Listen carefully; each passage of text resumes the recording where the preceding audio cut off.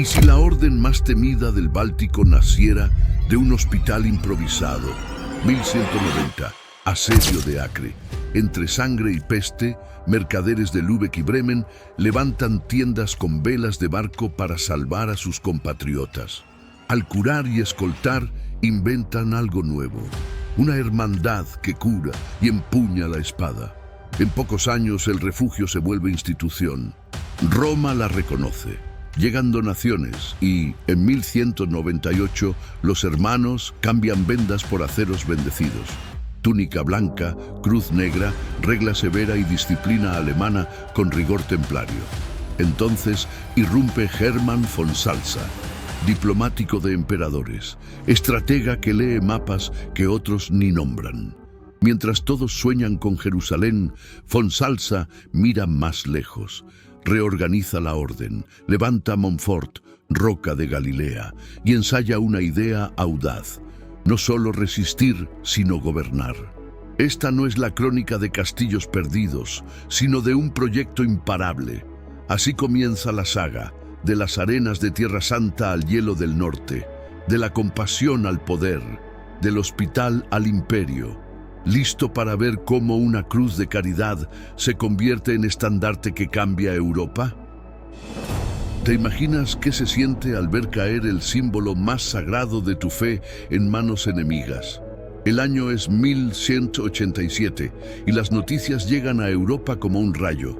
Saladino, el temible sultán ayubí, ha conquistado Jerusalén. Las campanas de las catedrales doblan por toda la cristiandad, mientras reyes y nobles se preparan para la venganza. Ricardo Corazón de León de Inglaterra, Felipe Augusto de Francia y el emperador Federico Barbarroja marchan hacia Oriente en lo que la historia conocerá como la Tercera Cruzada. Pero nuestra historia no comienza con estos monarcas famosos, sino con algo mucho más humano: la compasión de unos mercaderes alemanes ante el sufrimiento ajeno. En 1190, las murallas de Acre resisten uno de los asedios más brutales de la historia medieval.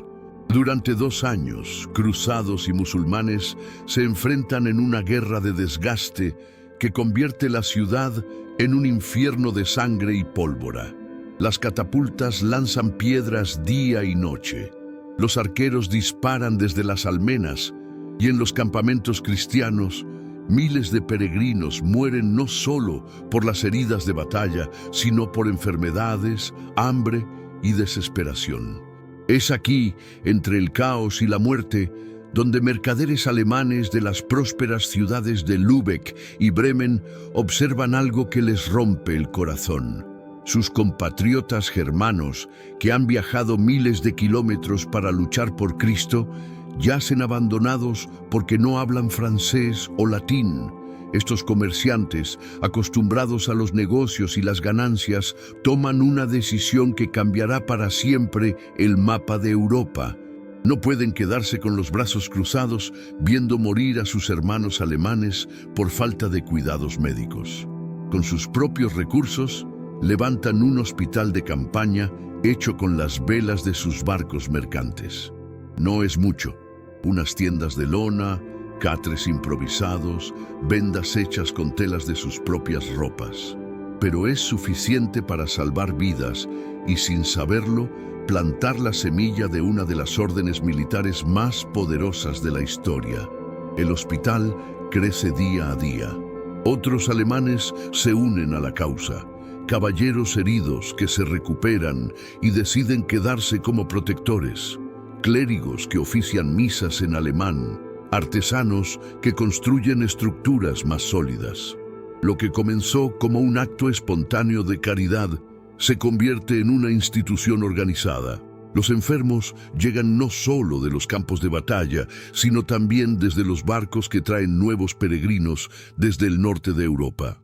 La reputación del Hospital Alemán de Acre se extiende y pronto recibe donaciones de nobles germanos que ven en esta obra una forma de ganar indulgencias sin empuñar la espada. Sin embargo, hay algo diferente en este hospital comparado con otros centros de cuidado médico en Tierra Santa. Desde el principio, Sus fundadores entienden que en un lugar tan peligroso como el Levante durante las cruzadas, curar heridos no es suficiente. También hay que protegerlos. Los primeros hermanos del hospital no solo cuidan enfermos, también montan guardia, patrullan los alrededores y escoltan caravanas de peregrinos. Esta dualidad entre la caridad cristiana y la necesidad militar será el ADN de la futura Orden Teutónica, una organización que nunca olvidará que nació del dolor y la compasión, pero que pronto aprendería que en el mundo medieval solo los fuertes sobreviven. ¿Cómo se transforma un simple hospital de campaña en el germen de un futuro imperio? Mientras las catapultas siguen bombardeando las murallas de Acre y los guerreros cristianos y musulmanes se enfrentan en combates cuerpo a cuerpo bajo el sol abrasador, algo extraordinario está ocurriendo en las tiendas del hospital alemán. Lo que comenzó como un refugio improvisado para compatriotas heridos se está convirtiendo en una institución que llamará la atención del mismísimo Papa. Los hermanos alemanes, dirigidos por un capellán llamado Conrado, han logrado algo que parecía imposible: crear orden en medio del caos, esperanza en medio de la desesperación. El hospital no es solo un lugar de curación, es un pedazo de Alemania en Tierra Santa. Aquí se habla alemán, se cantan himnos germanos, se cocinan comidas que recuerdan a las montañas bávaras y los bosques de Sajonia. Los soldados heridos encuentran no solo medicina para sus cuerpos, sino también consuelo para sus almas nostálgicas. Esta identidad cultural tan marcada es lo que distingue al Hospital Alemán de Acre de las instituciones francas o italianas. No es solo un centro médico, es un hogar lejos del hogar, un lugar donde los alemanes pueden mantener vivas sus tradiciones mientras sirven a Dios en tierra extraña. La organización crece de manera orgánica, pero sorprendentemente eficiente. Los hermanos establecen turnos de cuidado, sistemas de inventario para medicinas y alimentos, y protocolos para recibir a los recién llegados. Algunos se especializan en cirugía rudimentaria, otros en el cuidado de enfermedades, y un grupo cada vez más numeroso se dedica a la protección armada del complejo. Esta división del trabajo revela algo importante.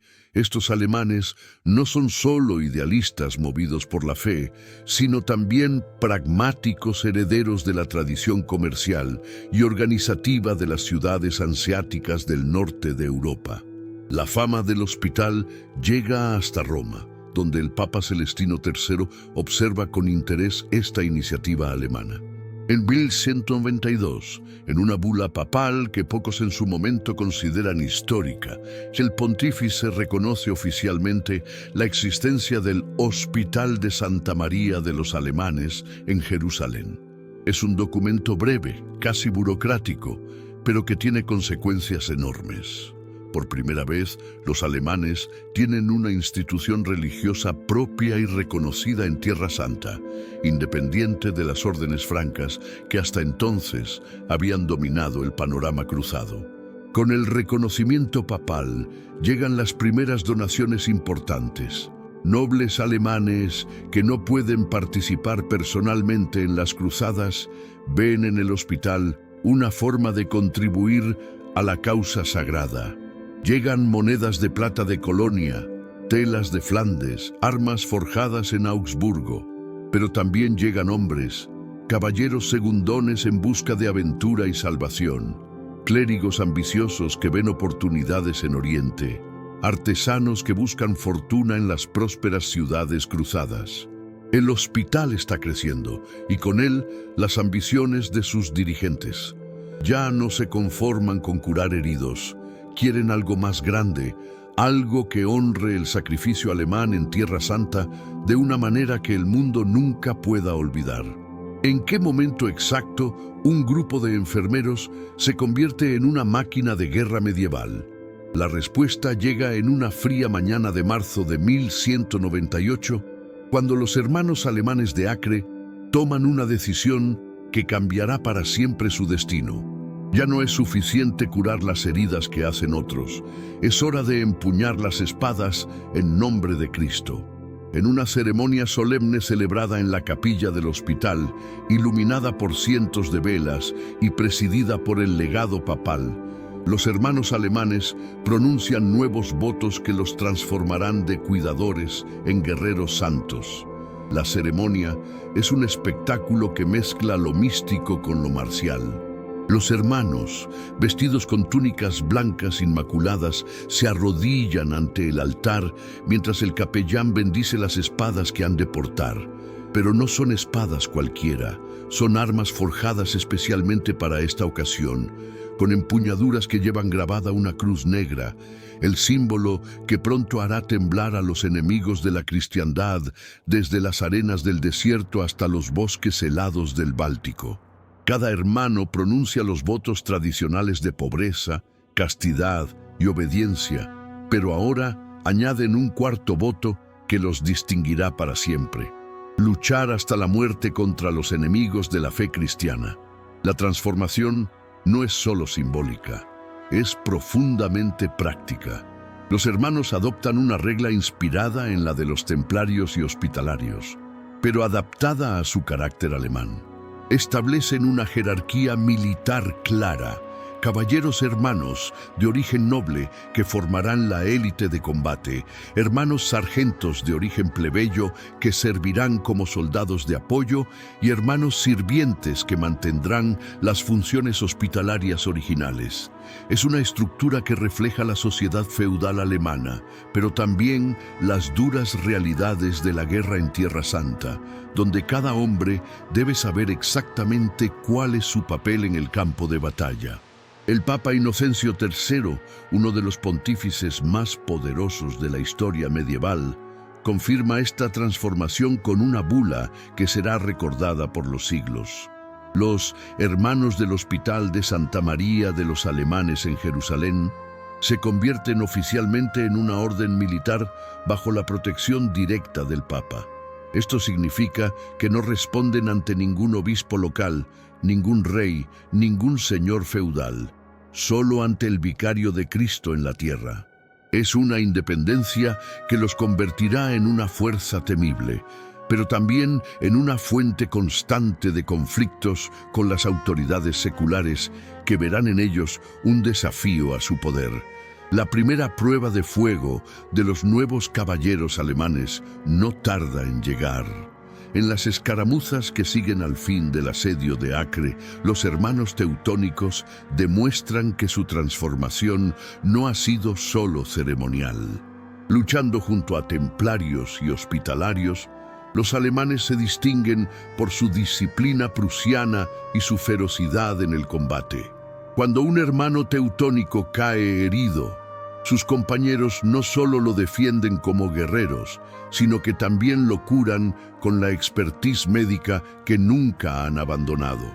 Esta doble naturaleza, curar y matar, proteger y atacar, se convierte en su marca distintiva.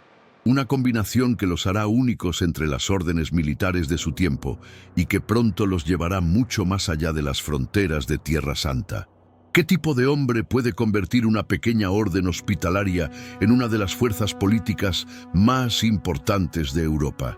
Su nombre es Hermann von Salza, y cuando es elegido gran maestre de la Orden Teutónica en 1209, pocos imaginan que este noble alemán de mediana edad está a punto de cambiar el curso de la historia europea.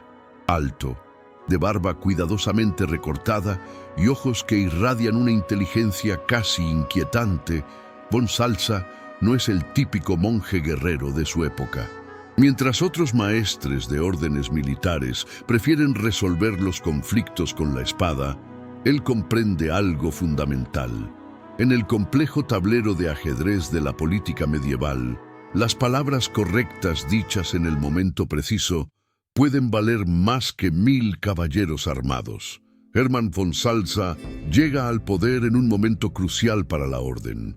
Los caballeros teutónicos son respetados como guerreros, pero siguen siendo una fuerza menor comparada con los poderosos templarios o los bien establecidos hospitalarios.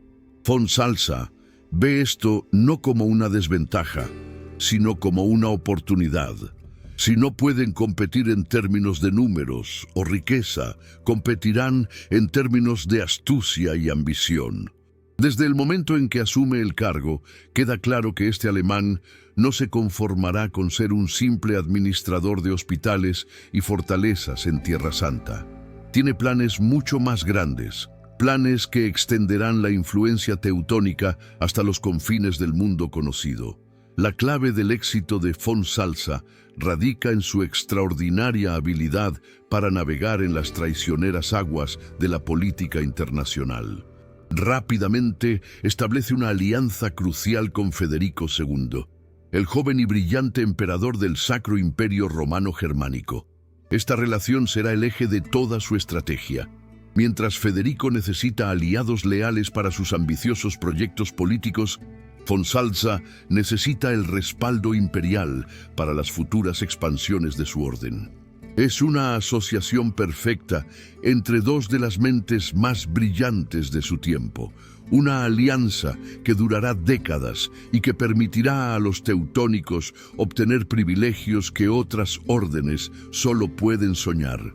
Pero von Salza no es solo un diplomático, también es un estratega militar de primera clase. En Acre, reorganiza completamente la estructura de la orden, estableciendo departamentos especializados para diferentes aspectos de la guerra medieval. Ingenieros para asedios, exploradores para reconocimiento, diplomáticos para negociar con enemigos y aliados.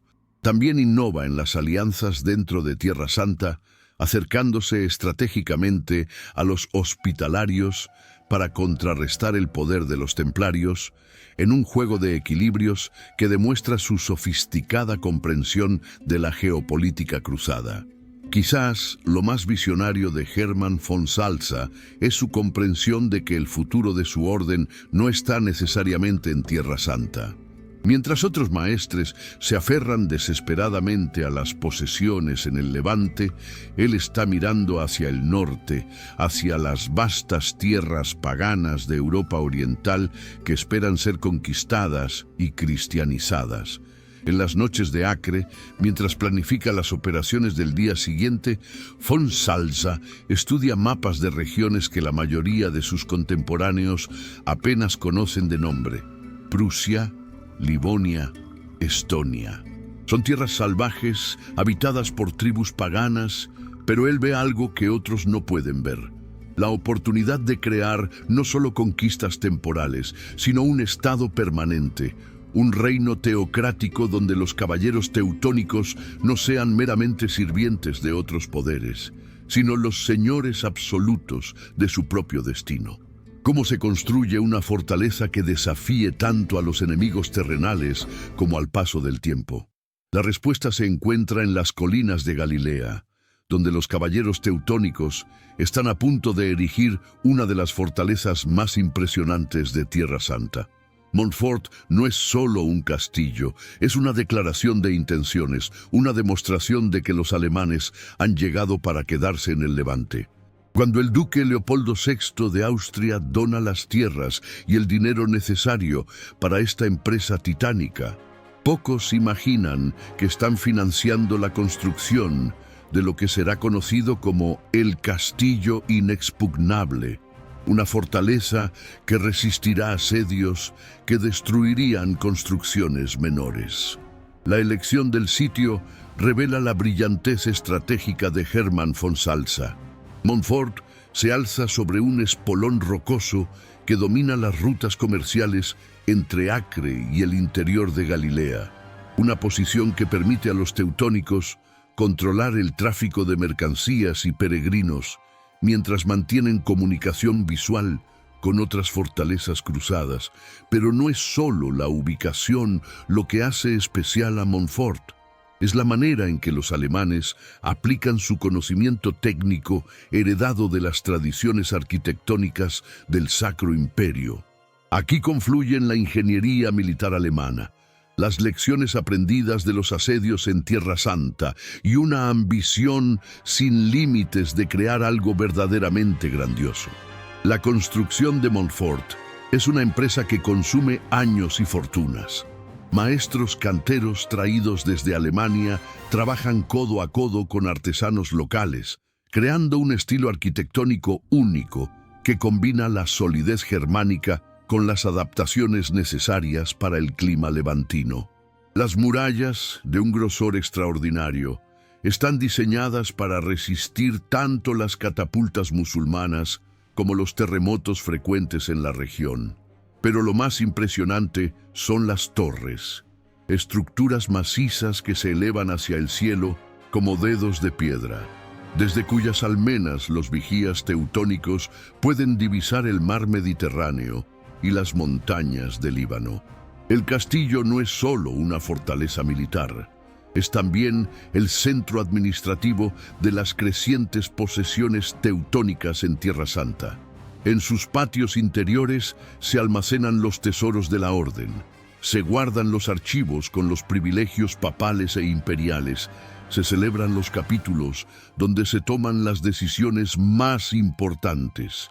Las habitaciones del Gran Maestre, decoradas con tapices alemanes, pero adaptadas al clima oriental, se convierten en un lugar de peregrinaje para nobles europeos que vienen a rendir homenaje al poder creciente de la orden. Es aquí donde von Salza recibe embajadores, planifica campañas y sueña con expansiones futuras que llevarán la cruz teutónica mucho más allá de las fronteras de Palestina. Montfort también se convierte en símbolo de la resistencia cristiana en Tierra Santa. Cuando las fuerzas musulmanas lanzan ataques contra las posesiones cruzadas, el castillo teutónico resiste asedio tras asedio, ganándose una reputación de inexpugnabilidad que se extiende desde Egipto hasta Damasco. Los cronistas árabes escriben con una mezcla de admiración y frustración sobre la fortaleza alemana que no puede ser tomada, mientras que los cronistas europeos celebran cada defensa exitosa como una victoria de la cristiandad entera. Pero para Hermann von Salza y los teutónicos, Montfort representa algo más profundo, la prueba de que pueden crear obras duraderas, instituciones permanentes, logros que sobrevivirán a las vicisitudes de la guerra y la política. Es una lección que pronto aplicarán en tierras mucho más lejanas, donde construirán no solo castillos, sino estados enteros que perdurarán por siglos. ¿Qué impulsa a un rey cristiano a invitar a una orden militar extranjera a establecerse en sus propias tierras? La respuesta llega desde las montañas de Transilvania, donde el rey Andrés II de Hungría enfrenta un problema que está convirtiendo sus noches en pesadillas interminables. Los cumanos, guerreros nómadas de las estepas que luchan con la ferocidad de lobos hambrientos, han convertido la frontera oriental de Hungría en un campo de batalla permanente. Sus incursiones devastadoras arrasan aldeas enteras. Sus arqueros a caballo aparecen y desaparecen como fantasmas de la estepa, y sus tácticas de guerra psicológica aterrorizan a campesinos que nunca han conocido enemigo más temible. Andrés necesita soldados, pero no soldados cualquiera. Necesita una fuerza que combine disciplina militar con fanatismo religioso, experiencia en combate con lealtad inquebrantable. Cuando las noticias sobre la efectividad militar de los caballeros teutónicos en Tierra Santa llegan a la corte húngara, Andrés ve la solución a sus problemas.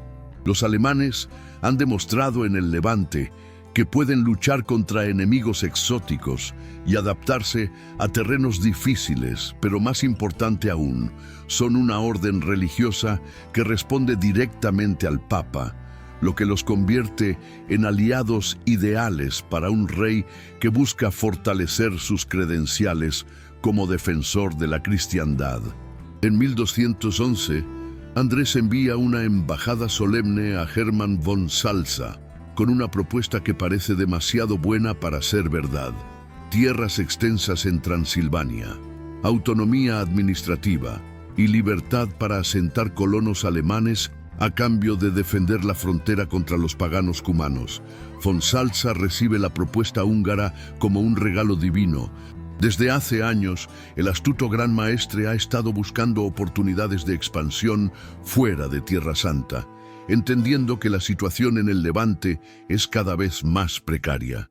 La oferta de Andrés le brinda exactamente lo que necesita: un laboratorio donde experimentar con la colonización y administración territorial, una oportunidad de probar si los teutónicos pueden gobernar tierras por derecho propio, no solo como vasallos de otros poderes. Además, Transilvania ofrece algo que Tierra Santa nunca podría brindar: la posibilidad de crear una sociedad alemana desde cero, trasplantando no solo soldados, sino familias enteras que reproduzcan la civilización germánica en tierras vírgenes. La expedición teutónica que marcha hacia Hungría en 1211 es diferente a cualquier empresa militar que la orden haya emprendido anteriormente. No es solo un ejército, sino una migración organizada que incluye caballeros y sargentos, pero también artesanos, campesinos, comerciantes y clérigos. Mientras los caballeros portan las armas forjadas en los mejores talleres de Alemania, los colonos traen semillas de plantas desconocidas en Transilvania, herramientas agrícolas adaptadas al clima del norte y técnicas de construcción que transformarán el paisaje de la región. Es una empresa que combina cruzada religiosa con colonización étnica, expansión militar con transformación económica. La región que los teutónicos van a colonizar, conocida como Burgenland, es una tierra de contrastes extremos. Valles fértiles se alternan con montañas escarpadas, bosques densos se extienden hasta perderse en el horizonte, y ríos torrentosos bajan desde las alturas carpáticas creando un paisaje de belleza salvaje. Pero también es una tierra peligrosa, donde cada bosque puede ocultar una emboscada cumana, cada paso de montaña puede convertirse en una trampa mortal, cada aldea puede despertar convertida en cenizas humeantes. Los teutónicos que llegan a Transilvania saben que no vienen a una conquista fácil, vienen a una guerra de supervivencia donde cada hectárea de tierra cultivable debe ser ganada con sangre, sudor y una determinación que solo los verdaderos cruzados pueden demostrar. Pero también saben que aquí, lejos de las intrigas de Tierra Santa, tienen la oportunidad de crear algo completamente nuevo. Una sociedad teutónica pura, un estado dentro del estado, un experimento de poder que podría cambiar para siempre el equilibrio de fuerzas en Europa Oriental. Cómo se transforma un grupo de soldados extranjeros en los señores indiscutibles de una región entera. Los caballeros teutónicos en Transilvania demuestran que son maestros no solo de la guerra, sino también de la construcción de estados. En menos de una década, lo que comenzó como una simple misión defensiva se convierte en una operación de ingeniería social de proporciones extraordinarias. Los alemanes no se contentan con defender la frontera, van a rediseñar completamente la sociedad, la economía y hasta el paisaje físico de Burgenland, convirtiendo una región fronteriza en una próspera provincia que rivaliza con cualquier territorio del Sacro Imperio. La estrategia teutónica en Transilvania es metodical y sistemática, como todo lo que hacen los alemanes. Primero, construyen 5 fortalezas estratégicamente ubicadas que forman una red defensiva impenetrable. Cada castillo puede comunicarse visualmente con los demás, creando un sistema de alerta temprana que hace imposible cualquier sorpresa militar. Estas no son simples fortificaciones, son complejos administrativos completos, con talleres de armeros, graneros para almacenar provisiones, capillas para el culto y habitaciones para albergar a los funcionarios que van a gobernar los territorios circundantes. Desde estas bases, los teutónicos lanzan expediciones sistemáticas contra los cumanos, no solo para defenderse, sino para expandir activamente sus dominios hacia el este, hacia las tierras que consideran su destino manifiesto. Pero la verdadera revolución teutónica en Transilvania no es militar, sino demográfica. Hermann von Salza comprende algo que pocos señores feudales de su época entienden. El poder duradero no viene solo de las armas, sino de la gente que trabaja la tierra. Por eso, la Orden organiza una de las migraciones más sistemáticas de la Edad Media, trayendo desde Alemania familias enteras de colonos sajones que van a transformar Transilvania para siempre. Estos inmigrantes no son refugiados desesperados, sino artesanos especializados, agricultores experimentados, comerciantes prósperos que ven en Transilvania una oportunidad de prosperar bajo la protección teutónica. La transformación del paisaje es espectacular. Donde antes había bosques impenetrables, los colonos alemanes abren campos de trigo y centeno. Donde antes había aldeas eslovacas dispersas, surgen ciudades planificadas con calles rectas, mercados organizados y murallas defensivas. Los teutónicos introducen técnicas agrícolas avanzadas, molinos de viento, sistemas de irrigación y métodos de construcción que permiten crear edificios más altos y resistentes. Pero más importante aún, establecen un sistema legal alemán que atrae comerciantes de toda Europa Central. En territorio teutónico, los contratos se respetan, los impuestos son predecibles y la justicia se administra de manera imparcial según las leyes del Sacro Imperio. Sin embargo, esta transformación exitosa genera tensiones que pronto estallarán en conflicto abierto. Los nobles húngaros observan con creciente alarma cómo los teutónicos ignoran sistemáticamente las órdenes reales, establecen relaciones diplomáticas directas con potencias extranjeras y actúan como si Transilvania fuera su territorio soberano, no una concesión temporal del rey húngaro. Cuando los teutónicos empiezan a acuñar sus propias monedas, establecer sus propios tribunales y negociar independientemente con el Papa y el emperador alemán, queda claro que ya no se consideran vasallos de Hungría, sino señores por derecho propio. La nobleza húngara comienza a susurrar que han invitado a una serpiente a su hogar, que los alemanes están creando un Estado dentro del Estado que amenaza la integridad del reino. Estos susurros pronto se convertirán en gritos de guerra, porque los teutónicos están aprendiendo una lección peligrosa.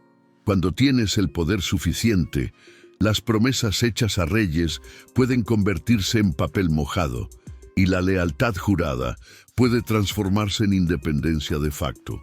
Es una lección que aplicarán con consecuencias aún más dramáticas en sus futuras aventuras bálticas. ¿Qué sucede cuando los protegidos se vuelven más poderosos que sus protectores?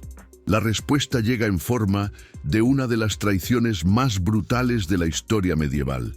El rey Andrés II de Hungría, el mismo hombre que invitó a los teutónicos con promesas de tierras y autonomía, ahora mira hacia Transilvania y ve no a sus salvadores, sino a sus futuros conquistadores.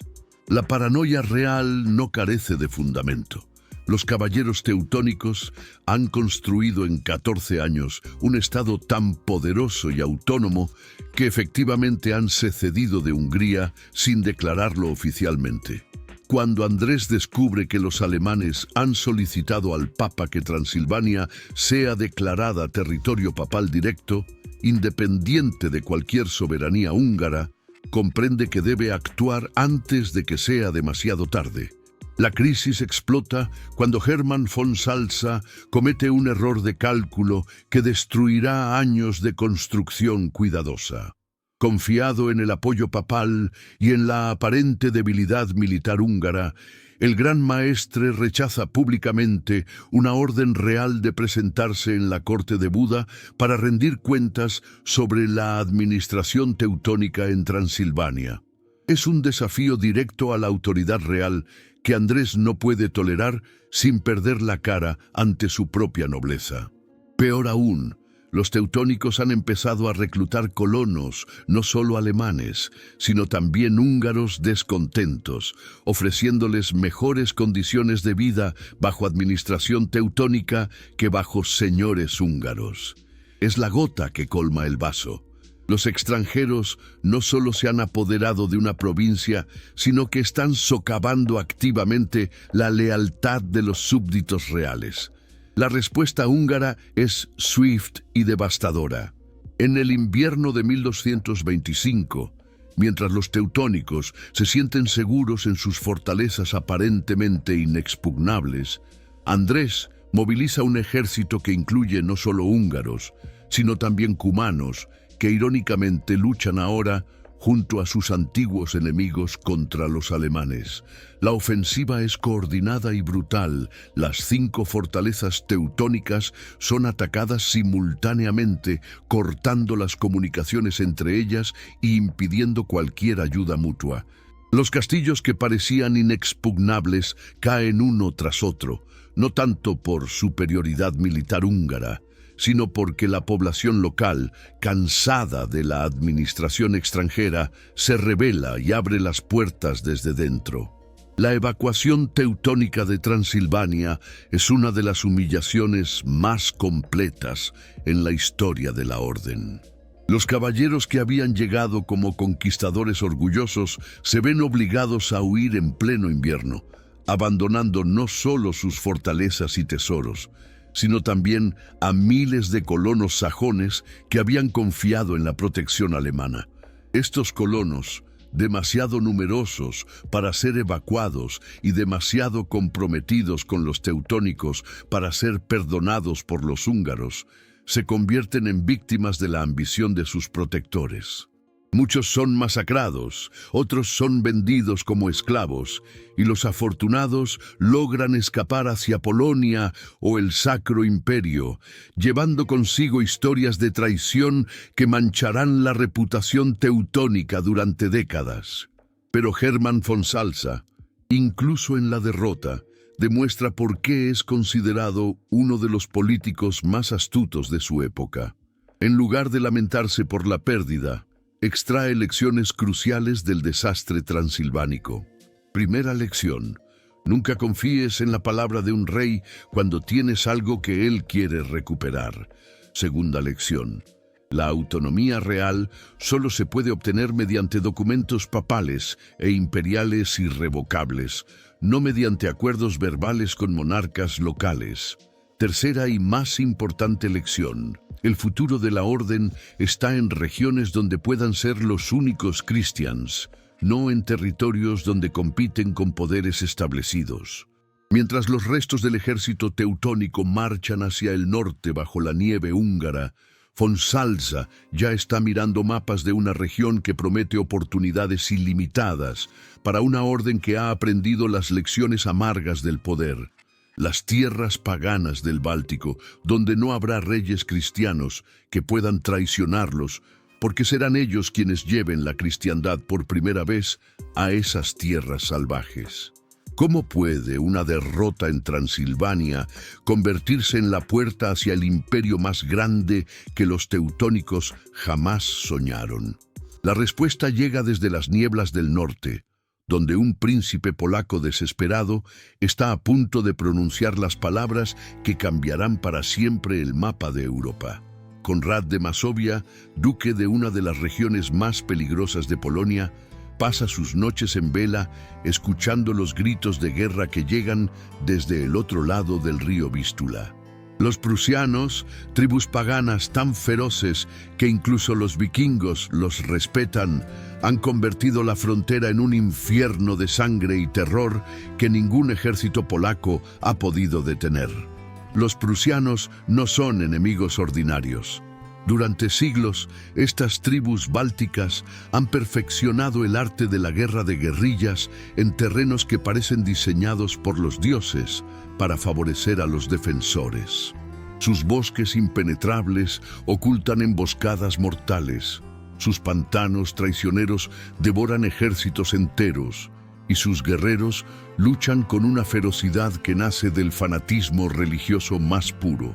Cuando los prusianos atacan, no solo buscan botín, buscan prisioneros cristianos para sacrificar a sus dioses sanguinarios en ceremonias que horrorizan incluso a los veteranos más curtidos.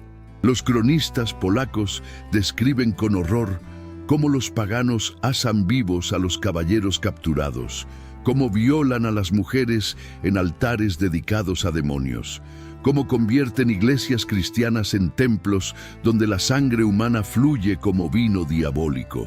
Konrad ha intentado todo para detener estas atrocidades, ha enviado ejército tras ejército contra Prusia, pero cada expedición termina en desastre. Los caballeros polacos, entrenados para luchar en campo abierto contra enemigos que respetan las reglas feudales de la guerra, se pierden en laberintos de bosques donde cada árbol puede ocultar un arquero prusiano, donde cada sendero puede ser una trampa mortal. Los campesinos de Masovia viven en terror constante, abandonando sus aldeas para refugiarse en castillos que tampoco pueden garantizar seguridad total. Las incursiones prusianas han llegado tan lejos hacia el sur que los mercaderes han dejado de viajar por la región, convirtiendo la próspera Masovia en una tierra fantasma donde solo los más desesperados se atreven a quedarse. Es en este contexto de desesperación absoluta que llegan a Konrad las noticias sobre los caballeros teutónicos. Aunque su aventura transilvánica terminó en fracaso, su reputación como guerreros especializados en luchar contra paganos sigue intacta. Más importante aún, son alemanes con experiencia en colonización, exactamente lo que Polonia necesita para convertir las tierras salvajes de Prusia en provincias cristianas productivas. Konrad comprende que ofrecer tierras a los teutónicos es arriesgado. La experiencia húngara demuestra que estos alemanes tienden a independizarse de sus benefactores, pero la alternativa es ver cómo Masovia se convierte en un cementerio bajo los ataques prusianos. La embajada que Konrad envía a Hermann von Salza en 1226 lleva una propuesta que parece diseñada específicamente para las ambiciones teutónicas. No solo ofrece la región de Chełmno como base de operaciones, sino también promete que cualquier territorio conquistado a los prusianos será propiedad permanente de la orden. Es una oferta revolucionaria. Por primera vez en su historia, los teutónicos tienen la oportunidad de crear no un feudo bajo soberanía ajena, sino un estado independiente construido desde cero. Von Salza recibe la propuesta como un regalo divino, pero esta vez no cometerá los errores de Transilvania. Antes de comprometer un solo soldado, va a asegurar documentación legal irrefutable que proteja las futuras conquistas de cualquier traición real. La experiencia húngara le ha enseñado que los sueños de imperio necesitan estar respaldados por pergaminos papales e imperiales, no solo por promesas de príncipes desesperados. El norte está llamando y los teutónicos están listos para responder, pero esta vez lo harán con toda la astucia legal que solo la humillación previa puede enseñar. ¿Cómo se puede convertir un pedazo de pergamino en el fundamento legal de un futuro imperio? Hermann von Salza está a punto de demostrarlo de la manera más espectacular posible. Habiendo aprendido las lecciones amargas de Transilvania, donde las promesas verbales resultaron ser tan frágiles como el hielo primaveral, el astuto gran maestre comprende que la nueva cruzada báltica necesita cimientos legales tan sólidos como las murallas de Montfort. Por eso, Antes de enviar un solo caballero hacia las tierras salvajes de Prusia, emprende la campaña diplomática más brillante de su carrera, una maniobra política que transformará a los teutónicos de una orden militar más en los futuros señores soberanos del Báltico. La corte del emperador Federico II en Rímini es un hervidero de intrigas donde se decide el destino de media Europa. Aquí confluyen embajadores de todos los rincones del mundo conocido, venecianos que buscan privilegios comerciales, nobles alemanes que aspiran a feudos, prelados que negocian nombramientos episcopales y príncipes que buscan el respaldo imperial para sus ambiciones. En medio de este caos controlado, Hermann von Salza se mueve como pez en el agua, aprovechando su antigua amistad con Federico para conseguir algo que ninguna otra orden militar ha logrado jamás: un documento que los convierta en señores soberanos de sus propias conquistas, respondiendo solo ante el emperador y, en última instancia, ante Dios. La Bula Dorada, que Federico firma en marzo de 1226, es una obra maestra de precisión legal que revoluciona el concepto mismo de las cruzadas. Por primera vez en la historia, un emperador concede a una orden militar no solo el derecho a conquistar territorios paganos, sino también la soberanía absoluta sobre esas conquistas. Los teutónicos no serán vasallos de Polonia, ni administradores temporales de tierras ajenas, ni mercenarios contratados por príncipes locales. Serán los señores independientes de todo lo que puedan arrebatar a las tribus paganas, con derecho a establecer sus propias leyes, acuñar su propia moneda, mantener sus propios ejércitos y gobernar según su propia voluntad, limitados únicamente por su lealtad al emperador y a la Iglesia. El documento es tan revolucionario que contemporáneos y historiadores tardaron décadas en comprender completamente sus implicaciones. Federico no está simplemente autorizando una expedición militar, está creando las bases legales para el nacimiento de un nuevo Estado europeo. La bula establece que los teutónicos podrán ejercer dominium, señorío absoluto, sobre las tierras conquistadas, un término legal que los coloca al mismo nivel que duques y príncipes electores del Sacro Imperio. Más aún, el documento especifica que estas concesiones son válidas in perpetuidad, es decir, para siempre, no como los feudos temporales que otros señores reciben del emperador. Pero von Salza no se conforma con la autorización imperial. Comprende que en el complejo tablero de ajedrez de la política medieval necesita también el respaldo papal para crear una protección legal completa.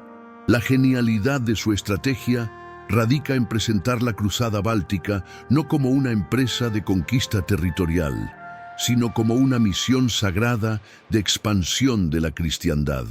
Federico puede autorizar la conquista como emperador, pero solo el Papa puede santificarla como cruzada legítima, otorgando indulgencias a los participantes y convirtiendo la guerra contra los prusianos en una causa sagrada que atraerá voluntarios de toda Europa.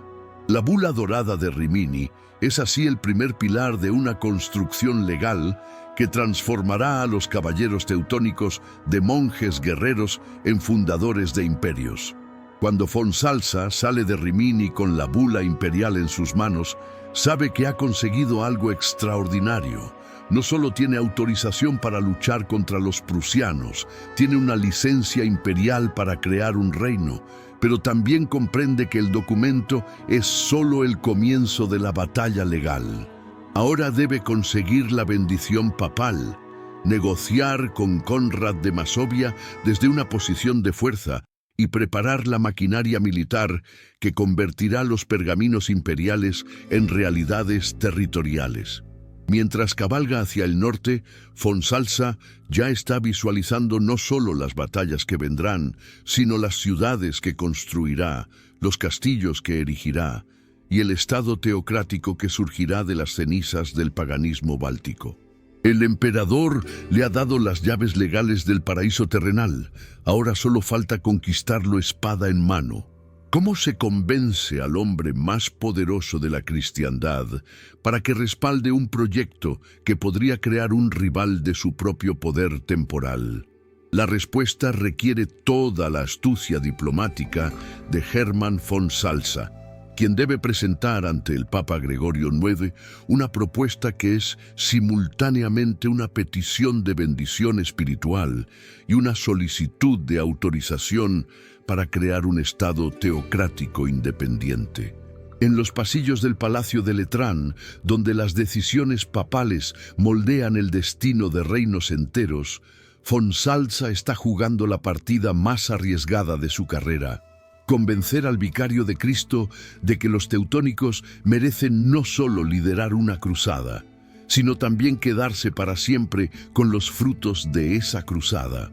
La presentación de von Salza ante Gregorio IX es una obra maestra de persuasión que combina fervor religioso genuino con cálculo político sofisticado. El gran maestre no habla de conquistas territoriales o ambiciones imperiales. Habla de almas paganas que esperan la salvación, de tribus bárbaras que viven en la oscuridad del demonio, de la responsabilidad cristiana de llevar la luz del Evangelio hasta los confines más remotos del mundo conocido. Pero detrás de la retórica piadosa, von Salza está planteando algo revolucionario. Una cruzada que no solo conquistará territorios, sino que los transformará permanentemente en parte integral de la cristiandad latina, gobernados directamente por una orden religiosa que responde únicamente al Papa. La brillantez de la estrategia radica en cómo von Salza presenta los intereses teutónicos como idénticos a los intereses papales. ¿Qué podría ser mejor para el poder espiritual del Papa que tener un Estado entero gobernado directamente por una orden religiosa que ha jurado obediencia eterna a Roma? Los reyes seculares pueden rebelarse, los emperadores pueden desafiar la autoridad papal, pero una orden monástica permanecerá siempre leal a su fundamento espiritual. Von Salza está ofreciendo a Gregorio algo que ningún otro papa ha tenido: un reino teocrático puro donde la autoridad papal no será desafiada por poderes seculares, porque no habrá poderes seculares, solo monjes guerreros que gobernarán en nombre de Dios y bajo la autoridad suprema del vicario de Cristo. La bula de Rieti, promulgada por Gregorio IX en 1234, supera incluso las expectativas más optimistas de von Salza. El Papa no solo autoriza la cruzada contra los prusianos, declara que todas las tierras conquistadas serán propiedad perpetua de la Santa Sede, administradas en nombre del Papa por los caballeros teutónicos como feudum oblatum, un feudo ofrecido voluntariamente a la Iglesia. Esta fórmula legal es revolucionaria porque elimina cualquier reclamación secular sobre las futuras conquistas. Ni el emperador alemán, ni los reyes polacos, ni ningún otro poder temporal puede reclamar soberanía sobre territorios que pertenecen directamente a San Pedro y sus sucesores. Pero la verdadera genialidad de la bula de Rieti está en sus cláusulas sobre la administración territorial. Gregorio autoriza a los teutónicos a ejercer plenam potestatem, poder pleno, sobre las tierras conquistadas, incluyendo jurisdicción civil y criminal, derecho a establecer ciudades y conceder privilegios comerciales, autoridad para nombrar funcionarios y recaudar impuestos, y libertad para organizar la defensa militar según consideren necesario.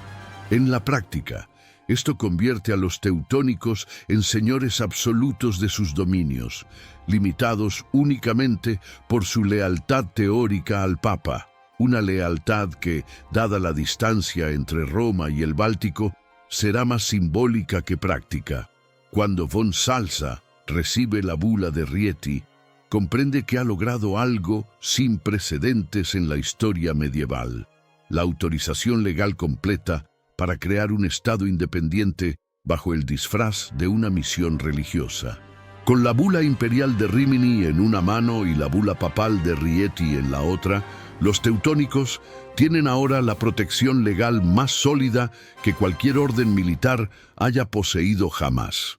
Ningún poder terrenal puede cuestionar su autoridad en Prusia, porque el emperador se la ha concedido, y ningún poder espiritual puede desafiar su misión, porque el Papa la ha santificado. Es el momento de convertir los pergaminos en espadas, las autorizaciones en conquistas y los sueños de imperio en realidades sangrientas que transformarán para siempre el mapa del norte de Europa. ¿Cómo se siente pisar por primera vez una tierra donde cada árbol puede ocultar la muerte y cada sendero puede llevar al infierno?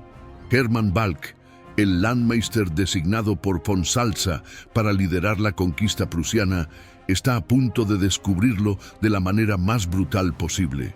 Cuando las primeras embarcaciones teutónicas cruzan el Vístula en el otoño de 1233, llevando no solo guerreros, sino también artesanos, colonos y clérigos, están entrando en un mundo que desafía todo lo que conocen sobre la guerra civilizada.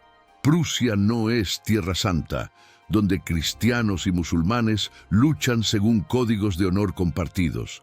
Es una tierra primordial, donde la muerte acecha en cada sombra y donde los dioses paganos exigen sangre humana como tributo. El paisaje que recibe a los cruzados alemanes parece diseñado por demonios para frustrar cualquier intento de conquista cristiana.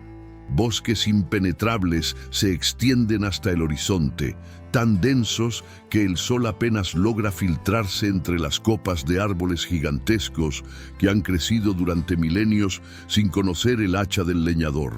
Pantanos traicioneros se ocultan bajo capas de musgo verdoso que parecen tierra firme, hasta que los caballos se hunden hasta el vientre en agua helada y lodo pegajoso.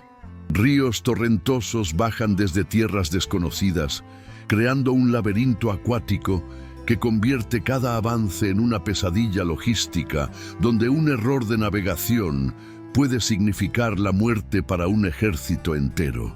Pero si el paisaje es hostil, los habitantes son absolutamente terroríficos.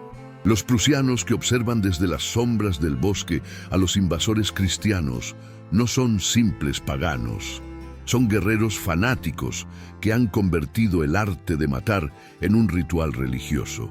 Sus cuerpos están cubiertos de tatuajes que narran victorias en combate. Sus armas están consagradas a dioses sanguinarios con nombres impronunciables, y su código de guerra incluye prácticas que horrorizan incluso a veteranos curtidos en las cruzadas. Los cronistas teutónicos describen con horror cómo los prusianos capturan caballeros cristianos para sacrificarlos en ceremonias donde el fuego sagrado consume lentamente a las víctimas, mientras sacerdotes paganos interpretan el futuro en sus gritos de agonía. Hermann Balck, veterano de Transilvania y conocedor de las tácticas de guerra contra paganos, comprende inmediatamente que Prusia requerirá una estrategia completamente nueva. No puede aplicar las tácticas de campo abierto que funcionaron en Hungría, porque aquí no hay campos abiertos, solo bosques que favorecen infinitamente a los defensores. No puede confiar en la superioridad del caballero pesado europeo, porque los pantanos convierten a los destriers en objetivos inmóviles para los arqueros prusianos. Debe inventar una nueva forma de guerra que combine la disciplina teutónica con la adaptabilidad necesaria para sobrevivir en un ambiente que parece conspirar contra cualquier intento de civilización cristiana. La primera campaña de Balck es una lección brutal en la realidad de la guerra báltica. Sus columnas de caballeros pesados que parecían invencibles en los campos de entrenamiento alemanes se convierten en objetivos torpes para guerrillas prusianas que aparecen y desaparecen como fantasmas del bosque. Sus líneas de suministro, vitales para mantener un ejército en territorio hostil, se convierten en blancos constantes para incursores que conocen cada sendero, cada vado, cada escondite de una tierra que han habitado durante 1000 generaciones. Pero Balk es un soldado adaptable que aprende rápidamente de sus errores. Reorganiza sus fuerzas en columnas más pequeñas y móviles, establece bases fortificadas para proteger las líneas de comunicación y recluta exploradores locales que conocen los secretos de la geografía prusiana. Más importante aún, comprende que esta no será una guerra de batallas decisivas, sino una campaña de desgaste que durará décadas y que requerirá no solo valor militar, sino también una determinación fanática que solo los verdaderos cruzados pueden mantener en una tierra donde cada día de supervivencia es una victoria contra las fuerzas del mal pagano. ¿Cómo se transforma un ejército de invasores, confundidos, en una máquina de conquista imparable? Los caballeros teutónicos están a punto de demostrarlo mediante una combinación letal de adaptabilidad táctica, fanatismo religioso y brutalidad sistemática, que redefinirá para siempre el concepto de cruzada. Después de los primeros choques sangrientos con los guerreros prusianos, Hermann Balk y sus hombres comprenden que han entrado en un tipo de guerra completamente diferente. Una guerra donde las reglas caballerescas europeas no solo son inútiles, sino potencialmente fatales. Es hora de luchar fuego con fuego, de responder a la brutalidad pagana con una violencia cristiana aún más sistemática y despiadada. La transformación táctica de los teutónicos es asombrosa por su velocidad y efectividad. Abandonan las cargas masivas de caballería pesada que funcionaban en campo abierto, adoptando en cambio formaciones mixtas que combinan caballeros montados para el poder de choque, ballesteros a pie para el fuego de cobertura y exploradores locales para la navegación en terreno hostil. Más revolucionario aún, empiezan a construir fortalezas móviles, estructuras prefabricadas de madera que pueden ser ensambladas rápidamente para crear bases seguras en territorio enemigo, permitiendo avances sistemáticos que van consolidando cada kilómetro conquistado antes de avanzar al siguiente. Las primeras victorias significativas llegan cuando los teutónicos aprenden a explotar las divisiones entre las tribus prusianas. A diferencia de lo que esperaban, los paganos no están unidos bajo un liderazgo central, sino fragmentados en docenas de tribus que a menudo luchan entre sí con tanta ferocidad como contra los invasores cristianos. Balk, demostrando la astucia política que caracteriza a todos los líderes teutónicos, negocia alianzas temporales con algunas tribus para atacar a otras, prometiendo privilegios y protección a los paganos que acepten convertirse y colaborar con la conquista cristiana. Es una estrategia de divide y vencerás, que fragmenta aún más la resistencia prusiana. El establecimiento de las primeras ciudades teutónicas marca un punto de inflexión crucial en la conquista. Toruń, fundada en 1233, en una posición estratégica sobre el Vístula, se convierte en la cabeza de playa desde la cual los alemanes lanzan expediciones hacia el interior. No es solo una base militar, es una declaración de intenciones permanentes. Con calles trazadas según planificación urbana alemana, murallas construidas con técnicas de fortificación del Sacro Imperio y una población de colonos alemanes que traen oficios especializados, Toruń demuestra que los teutónicos no han venido solo a conquistar, sino a quedarse y transformar Prusia en una extensión de la civilización germánica. Pero la verdadera revolución viene con la implementación del Tratado de Kreuzburg en 1249, un documento que establece los términos bajo los cuales los nobles prusianos pueden convertirse al cristianismo y mantener sus tierras bajo soberanía teutónica.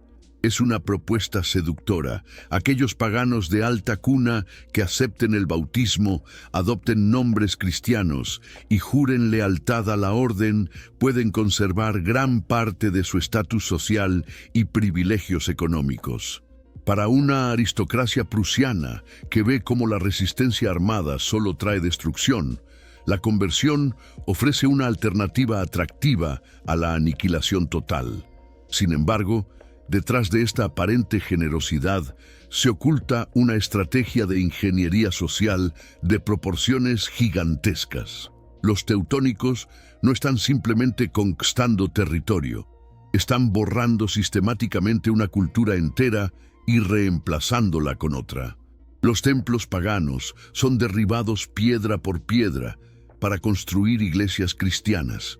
Los bosques sagrados, donde los prusianos adoraban a sus dioses ancestrales, son talados para hacer campos de cultivo alemanes.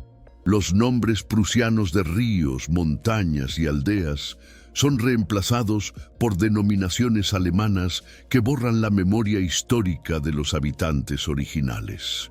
Los niños prusianos son separados de sus familias para ser educados en monasterios donde aprenden latín y alemán, pero se les prohíbe hablar su lengua nativa.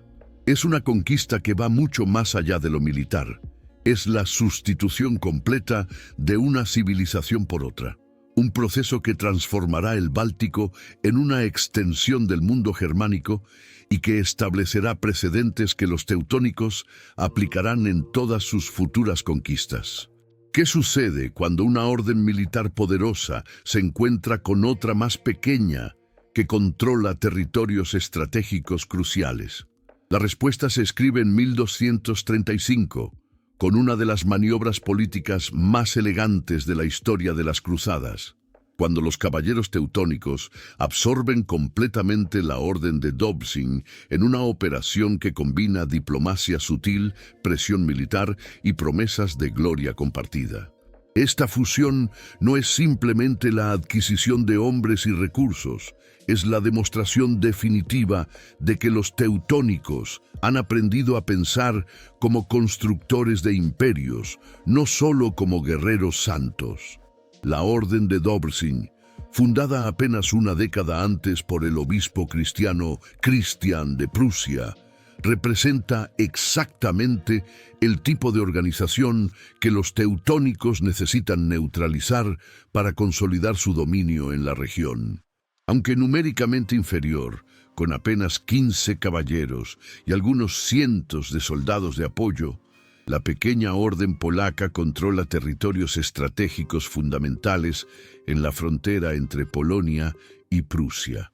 Más importante aún, sus miembros conocen íntimamente la geografía local, las tácticas prusianas y las complejidades políticas de una región donde las lealtades cambian con la frecuencia de las estaciones. Permitir que continúen operando independientemente significaría mantener un rival en el corazón mismo del futuro Estado teutónico. Hermann von Salza aborda la absorción de Dobšiň con la misma maestría diplomática que ha caracterizado todas sus grandes maniobras políticas. En lugar de presentar la fusión como una conquista o una anexión forzada, la enmarca como una alianza sagrada entre hermanos cristianos que luchan por la misma causa divina. Los emisarios teutónicos que llegan a la sede de Dobšiň no vienen con amenazas, sino con ofertas tentadoras. Los caballeros polacos mantendrán sus rangos dentro de la estructura teutónica. Sus territorios serán respetados como posesiones legítimas de la orden unificada y tendrán acceso a los vastos recursos financieros y militares que los alemanes están movilizando para la conquista de Prusia. La ceremonia de fusión, celebrada con toda la pompa que la ocasión requiere, es una obra maestra de teatro político que convierte una absorción hostil en una celebración de unidad cristiana.